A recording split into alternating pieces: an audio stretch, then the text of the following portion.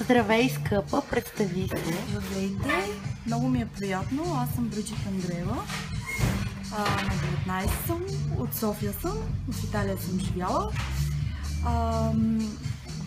Познавам се, с Джули. Запознахме се на конкурса на Best Erotic. Аз също така съм новата Best Erotic. Където ти беше моята фаворитка. Аз бях фаворитката на Джули. И оттам просто някакси сближихме с нея, станахме си много добри приятелки. Прекрасен човек, мога да кажа. Тук вече. И така. Благодаря ти, скъпа. Аз сега да те попитам как върви любовта, какви са ти отношенията, има ли някой може до тебе? Все пак това на хората ще има доста интересно. Като цяло няма. Как така няма? Хубава, млада, известна, на 19 и няма. Стига да. Ние какво да кажем 24 годишни? Да, няма. Преди време имаше, но вече няма. Просто чакаш да срещнеш подходящия човек. Да. Какво ти донесе титлата Best Erotic според теб?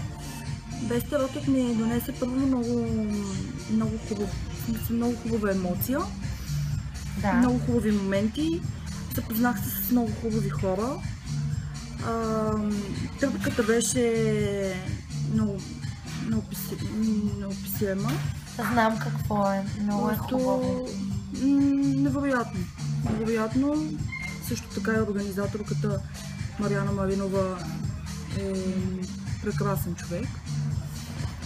Така е, но в случая от нея не зависеше нищо. Хората си избраха Бриджит, всички я пляскаха, всички я искаха, направо щяха да те разкъсат.